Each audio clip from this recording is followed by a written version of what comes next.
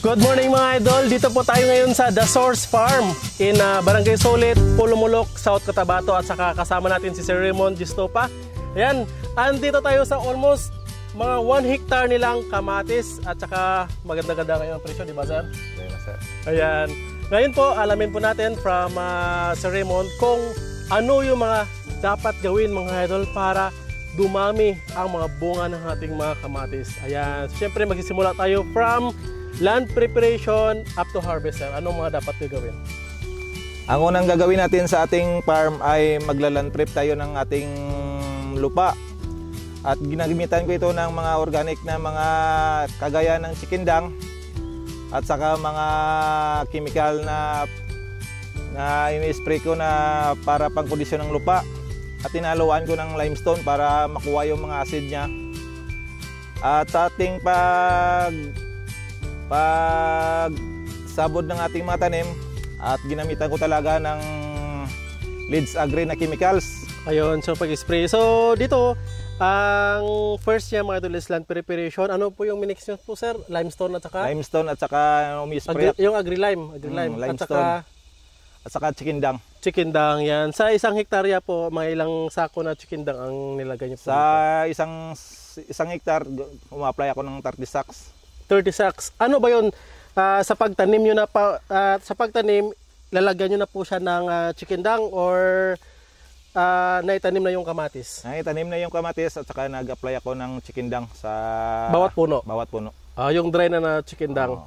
Yung agri-lime naman, kailan sa ninyo in-apply? Bago ka mag-agri-lime, sir, bago ka, wala ka pang tanim, nag-apply na ka ng lime. Parang broadcaster sa lahat-lahat ng area. Ayan, so sa pagtanim, meron na agad na chikindang na kasabay.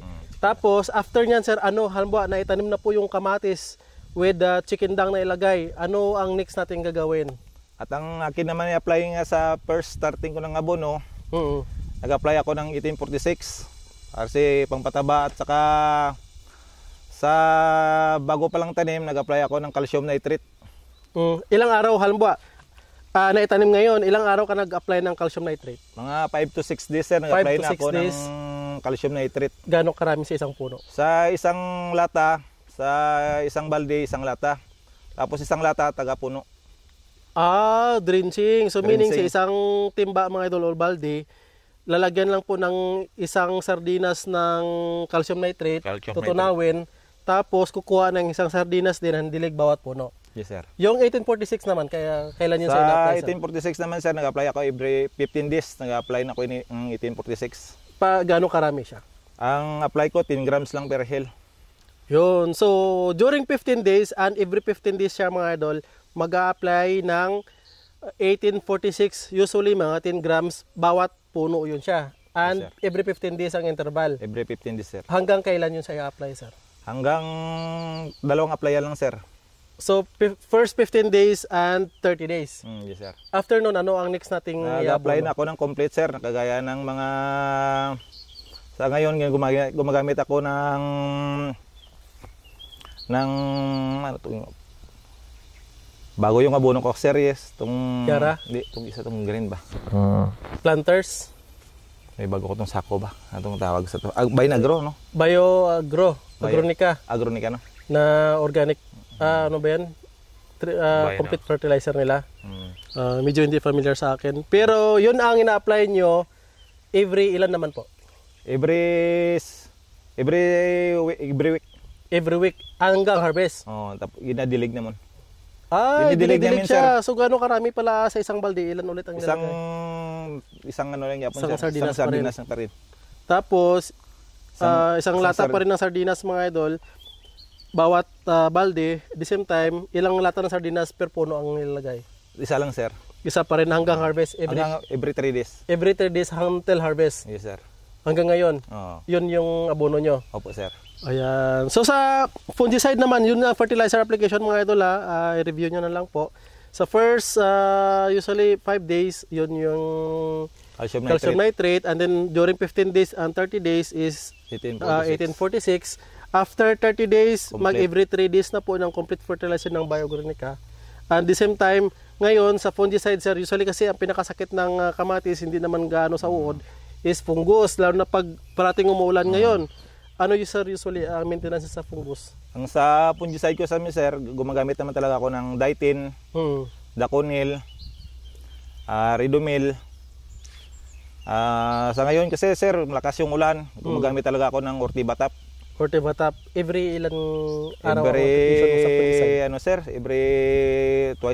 Every week lang ako naggamit kasi malakas yung ulan ngayon. Hindi na makasurvive kung pag hindi ka gumagamit ng Ortibatap kasi malakas. Pero sa ngayon, sir, ang ginagamit ko sa tagulan, yung BM20 ngayon kasi yung mga virus Mabilis kumalat. Mabilis kumalat. Ayan, so BM20 before sa mga early stage meron siyang Ditin at saka Daconil, Mangkusib. At saka Mangkusib po yan siya mga idol. Yan, and ngayon po dahil may bunga na siya is gumagamit si Sir ng Ortibatap at the same time yung BM20 sa fungus.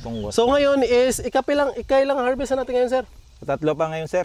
So ikatatlong harvest na ngayon mga idol, and today is May 19, 2025. Magkano ang presyo ng kamatis? Sa ngayon, sir, ang presyo ngayon 800 to 700. 700 to 800 pesos. Deliver yun siya? Deliver yan, sir. Or dito yan bibilhin? Deliver yan, sir. Deliver yan po. Pero pag dito bumibili sa area? 650, sir. 650 po yan to siya, 700. Yan, siyempre mga idol, ito na yung kanilang mga kamatis. Third harvest. Sa first harvest at saka second harvest, sir, mga ilang crates na po ang mga harvest natin? Mga 200 na, sir. Mga 200 crates na. 200. Sa ngayon, sir, mag-harvest tayo ngayon mga almost 150 crates. 150 crates. Ang dami pala, ano? Bawi na kaya yan? Magandang presyo kasi. Ngayon, sir, magandang presyo. Siguro makabawi tayo ngayon kasi nagtataas naman ng mga gulay. Baka makabawi tayo kasi yung gulay, ups and down yung presyo. Kaya natin malalaman kasi ako, matagal na ako nagtatanim. Baka siguro ito tayo, kachamba ba? Sa magandang presyo. Pero presyo. I think 700 okay naman na presyo. Naman, sir. Medyo magastos lang talaga mga idol sa unang tanim ng kamatis dahil dito sa mga sticking. Dito, lalo na pag ganito, medyo mataas kaya medyo design pa to sa another planting. Kung anong next mo i-planting. Maganda to pipino kasi mataas. Pipino yung susunod dito, sir. Yan. Ano ba usually, sir, ang may na-harvest natin? May sizing ba or anong pipiliin natin na color? Yung mga inog, sir, at may mga kulay na. Ito paano harvest kasama itong green? Or pwede wala na yung green? Yung mga... mabilis lang pala tanggalin, no? Ganyan lang, oh. Mabilis lang siya. Isang twist mo lang, tanggal na siya agad. Masali to, timbang itong green. Yan, sir. Kung ano yun, sir. Ay, tanggalin? Tanggalin. Ay, tanggalin pala mga idol. Yan. Itong mga... may yellow-yellow konti. Pwede. Okay na. Pwede na. So, pag may mga yellow-yellow konti mga idol, pwede na. At tulungan natin si sir. Dahil third harvest nila ngayon mga idol, yan, swerte yung may mga kamatis ngayon pag ganyan ng presyuhan. Malakas. Yan, tanggalin pala itong green, ano? So ano ang pinakamahirap, sir, na challenge na encounter mo dito sa pagtatanim ng kamatis usually? Sa kamatis talaga, sir, hindi talaga maiwasan yung kahit ano natin kagaling sa pagpa-farm. Pag panahon na talaga yung wala tayong magagawa kasi araw-araw umulan. Talagang gagasto ka talaga sa chemicals. Kasi pag araw-araw maulan, lugi. Maraming sakit. Ayun lang. Hindi na makapenetrate yung tanim kasi umulan. So paano ang spraying nyo, sir? Kasi siyempre ganito na harvest. After harvest, may spray na naman kayo. Spraying naman tayo pag makatapos tayo ng harvest. Mabilis lang pala mapuno, no? Ang ilang puno pa lang, dito pa lang tayo. Marami na tayong nakuha, mga idol. Ayan. So kapag taginit naman, sir, walang problema sa kamatis. Okay lang sa taginit, sir. Wala tayong sa taginit kasi gusto-gusto yan ng tanim, eh. Kaso lang sobra-sobra na talaga yung ulan ngayon. Halos araw-araw kasi ulan, halos araw-araw ng umulan. Dito, sir, sa kamatis, kasi siyempre may mga malaki mga idol ito. Meron ding mga maliliit. So magkano ang presyo ng mga large size? Ngayon, sir, yung mga malalaki, mga 800. Yung medium? 800. Ang medium, 700. Ang small? Ang small, 500. 500. 100 lang usually ang diferensya. Yan. Dito pa lang tayo mga idol, mga malapit na siguro to sa mga 6 kilos. Marami pala makukuha, no? Magkano sir ang bayad sa per day ng harvester natin? Sa harvester natin sir, sa taga crates tayo magbayad sir. Magkano ang per crates? 30 per crates, dala na yung sizing. Ay, 30 pieces per crates. Kambal sila, oh. Dalawa.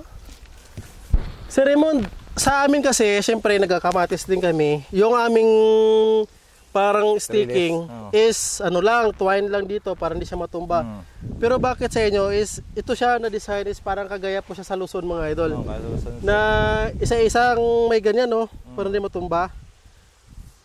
Ano sa tingin mo ang mas maganda sir? Yung iipitin lang po siya ng twine or itong isa-isa na kagaya nito?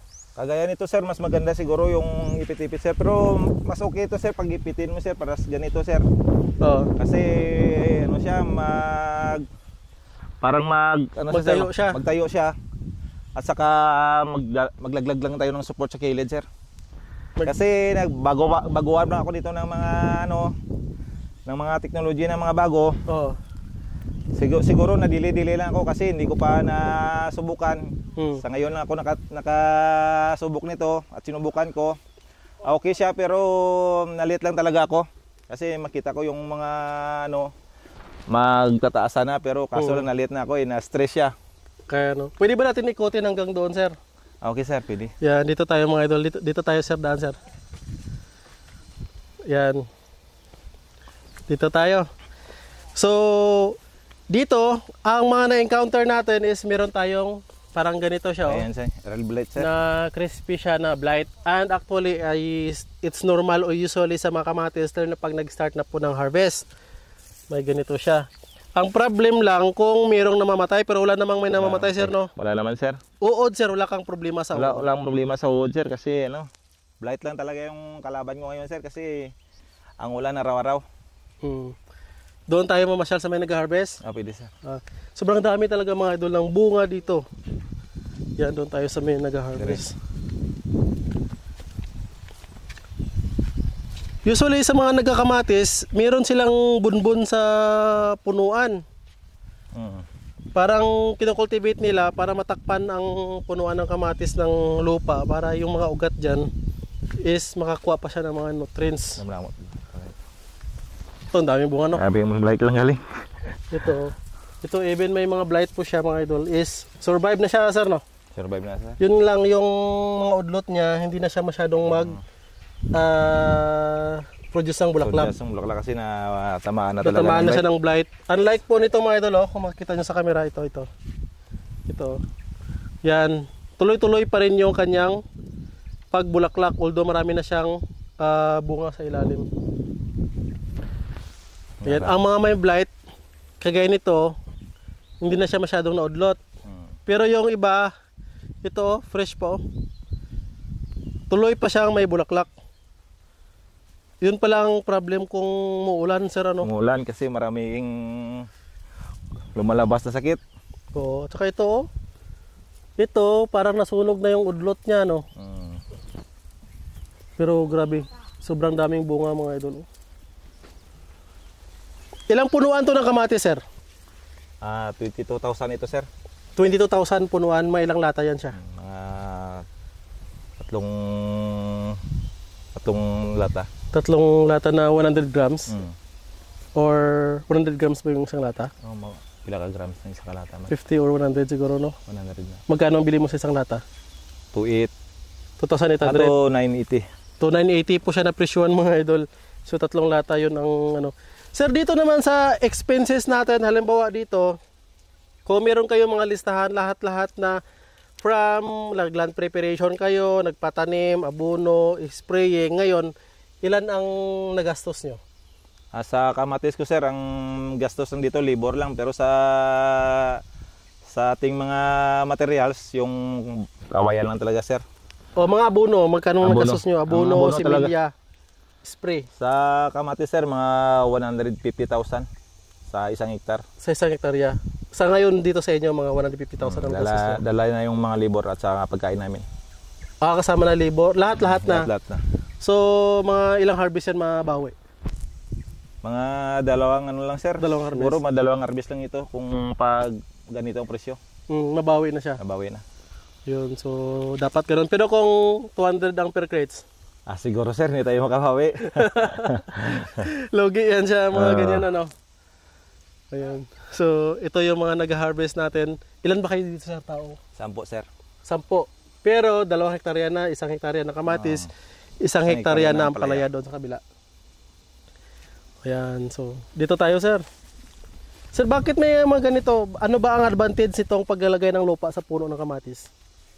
Para yung mga gamot niya sir, para makasuyop ng mga bagong nutrients naman yung mga gamot, mga puno Ugat, natin, ugat niya. makapanibagong gamot naman sir ba, ano naman tayo ng mga bagong mga nutrients. Ay, Para matagal sa mamatay sana sir. So kailangan siyang lagyan ng lupa, tabunan, bunbunan ng lupa yung punuan ng kamatis para yung mga bagong ugat niya dito sa taas is makakuha siya ng mga nutrients. Ayan, ano, dito pala siya, no? Kung hindi lang siya umulan sa ng halos araw-araw, marami pa sana ipoproduce, no, kagaya nito, no, na may mga bagong udlot ito. Mga bagong udlot. Bagong udlot, oh, ito. So dito, pag na-harvest na to, susunod na mga linggo, ito na naman ang next harvest. Pero kung tamaan siya ng mga blight dahil araw-araw na ulan, parang magiging ganito siya. Parang yung mag-off yung mga dahon niya. Udlot niya. Parang, ay, ito may udlot naman siya, pero hindi na siya ganun kalusog, ano. Yan. Pero marami naman siyang bunga, mga idol. Ito, oh. Nawala yung udlot niya, no? Saan napunta yung udlot naman? Ito. Oh, pero puro bunga. Puro bunga siya. Ito din, oh. May mga bunga lahat. Puro bunga. Ito yung mga tanim natin, kahit natamaan ng blight tayo, pero marami tayong mga bunga. Yan. Ang problem lang sa kamatis, dahil masyadong volatile, mga idol, ang presyuhan. Minsan mababa, minsan sobrang taas. Pero ang dami pala, sir. Puntahan natin, sir. Ang dami niyang bunga. Ito. Hinog na. Pag mga ganito, sir, na hinog, ito ang pinakagusto ng buyer. Gusto talaga nito, sir. Kaysa sa ano, kahit natamaan tayo ng blight. Yung dilaw kasi, di ba, bibili din sila ng hilaw pa. Wala. Bala-bala, sir, mga may color na. Yung may color ganito, harvest na to. So, sa 22,000 na puno ng kamatis, ang ma-harvest sa third harvest, mga 150 crates. Mga 150 crates. Mag-average lang tayo, sir, sa 2 kilo to 3 kilo taga puno. Mga ganito. So, ito siya makaabot na siya ng mga 2 kilo. 2 kilo. Kung maraming bunga, ano. Pero kung maliit lang, depende kasi sa panahon eh. Pagka mabuti yung panahon, marami tayong ma-harvest. Kasi sa kagaya natin ngayon, marami tayong maraming lumalabas na mga sakit dahil sa tag-ulan. Sa tag-ulan. Pero sa Luzon, hindi masyadong naulan. Ngayon po na panahon is nag-start na atang umulan sa kanila. Pero nung I think January, February, March, April, halos walang ulan doon. Yun lang, medyo mahirap din ang farming doon kasi gipit din sa tubig. Ito na po yung unang na-harvest natin, mga idol. Puntahan natin, sir. Yan, sama tayo dito. Dito, ini-stack yung mga unang harvest. So, mamaya, dito nyo na yan sa isa-sizing. Dito na, sir. Yan, o. Yan. So, ito yung 1 hektarya, mga idol, na mga ampalaya. At the same time, tatamaan din ng blight yung ampalaya, no? So, even kung kasi ka-spray yung ampalaya, kung nag-start na yung blight dahil sa araw-araw na ulan, almost the same din. So, ito yung mga noon ng harvest. May ilang crates na ito pag mga ganito, sir? Ito, sir. 80 na ni, sir. 80 na ni ka-crates? Ang bilis lang pala. Mabilis pa lang kahit konti lang siya tingnan. Abot pala sa ng 80. Malawak ito. Uy, abot ito, sir, ng 150. 150. Yan, dito daw, sir, dito daw ilagay. Ito isang crates, mga idol, kung gaano lang karami pag nilagay natin. Dito daw. Yan, dito natin makikita ito isang crates. Maliit nga lang pala, hindi nga nakapataas. Ayan, so ganyan lang. So maraming salamat, mga idol. So kung mayroon pa kayong mga question, mga idol, about sa pagpapadami ng bunga ng kamatis, mga maintenance ng pagpapalago, pagpapabulaklak, yan, please comment down below, mga idol. Sasagutin po natin sa ating next video. Malay mo makapag-visit pa tayo dito ulit. At saka, sir, baka mayroon akong nais may tanong pero hindi nyo na i-share, ano pa yung gusto nyo i-share para dumami ang bunga ng kamatis? Sa ating mga farmer, subukan nyo yung ating foliar na boom flower sa ating papaparami ng mga bulaklak. At sa ating naman na fungicide, subukan nyo ang BM20. At saka sa ating mga bagong lipat na tanim, yung series na chemicals ng Leeds Agri. At yung ating bagong stimulant na foliar, yung Ticamin. Subukan nyo kasi napakaganda talaga sa tanim kasi hindi lang kasi natamaan lang talaga ako ng blight ngayon pero wala talagang namamatay sa mga puno ng aking mga tanim kasi malulusog yung mga katawan niya. At sa aking observation, believe talaga ako sa boom flower. Napakaraming bunga. At saka malulusog yung mga bunga natin, walang mga sakit. Yan. Yung sabi niyo po sir na fish amino, ano yun siya? Sa akin naman na gina-apply na mga foliar, gumagamit talaga ako ng fish amino acid. Yung fish amino acid na ginagawa ko lang sa aking kamatis. Meron ka dyan? Mayroon na talaga akong mga fish amino, sir. Pwede makita? Pwede, sir. Saan, sir? Ilagay yun na rin, sir. Ito yung fish amino, mga idol, na gawa ni sir. Ano yan, sir? Binili mo yung isda? Binili ko yung isda, sir. Kuha na yun ito, 20.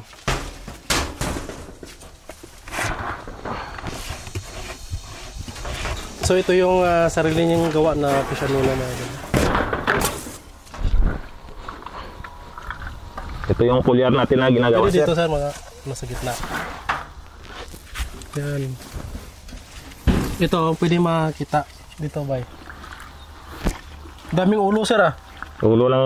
Ito yung maganda sa kamatis, sir. Ito talaga yung sekreto ko. Matagal na itong ginagamit sa ating mga kaparmer. Okay. Subukan nyo itong gumawa ng fish amino acid. Ano to, sir? Purong ulo ng isda? Puro isda ng natin, sir. Magkano bili mo ng ganito? 35 lang yung kilo. Bakit puro ulo? Na binta na siya mismo? Binta niya, sir. Mga reject na mga isda, sir. Basta palengke. So ang katawan nito, saan nila ginagamit? Ang katawan niyan, sir, nabuhat na ng pangkilaw. Kinilaw. Kayo nagkilaw din? Oo, nagkilaw rin. Kaya pala puro ulo. Pero may mga buntot din, May mga buntot. Katawan ng isda. Yan. Tapos, ilang kilo ng isda ito? Sa pagmimix talaga ng foliar, sir, ang ginagawa ko nito ay sa 1 kilong molasses, 1 kilong isda. 1:1. Oo. At i-ferment mo ito, sir, kahit na 7 days lang o 15 days. Talong tumatagal, sir, yung nagaganda yung foliar natin. Bango siya ng molasses. So, per sprayer, ilang ganito ang nilagay mo? Sa sir, sa tagas sa isang sprayer. Katas, sa isang lata. Isang lata na katas. Sardinas. Pero pag ganito, may ilang weeks na pag ganito, ilang araw na to? Ito, sir, 1 month na ito. So pwede na. Pinipinding na. So hindi siya maubos. Halimbawa pag naubos, paanong gagawin dito? May reserva pa ko, sir. Meron pa pala. Meron pa. Naka-ferment. So kukunin lang po dito. Pero kung naubos, siguro pwede lagyan ulit ng molasses or ano? Pag naman, sir, pwede naman, pero magbakal mas mabuti, sir. Bago na naman. Maganda po ito siya, mga idol. Maganda sa may gulay. Microorganism ditong nilalagay siguro, no? Maganda. Ayan, so maraming salamat, mga idol, sa mga gustong dumiskarte, like kagaya ni sir na ito, bumili lang ng isda ng mga reject, pero maraming ulo, yung katawan, kinilaw daw. Inulam. Tapos, 1 kilo na mga isda ng mga reject, 1 kilo din ng molasses ang proportion. Sa 7 days, pwede na siyang extract. Pero mas matagal, mas maganda. Ayan. So maraming salamat, mga idol. Sana marami kayo natutunan sa ating video. Please don't forget naman i-like ang ating video. Mag-comment sa baba kung ano yun yung mga katanungan. At saka syempre, mga idol, i-like na rin po para maraming makapanood. Yan, mula sa Luzon, Visayas, Mindanao. Naikot na po namin ni partner, pero ngayon nasa Luzon po siya, mga idol, para ma-share po sa inyo mga inspiring stories sa ating mga farmer. Yan, mga success story nila at saka kung ano yung mga diskarte nila sa farming. Ngayon, dito po tayo sa The Source Farm, sa Sulit, Pulumulok, South Cotabato. Kasama natin si Sir Raymond Estopa. Happy farming mga idol! Bye-bye! Bye-bye!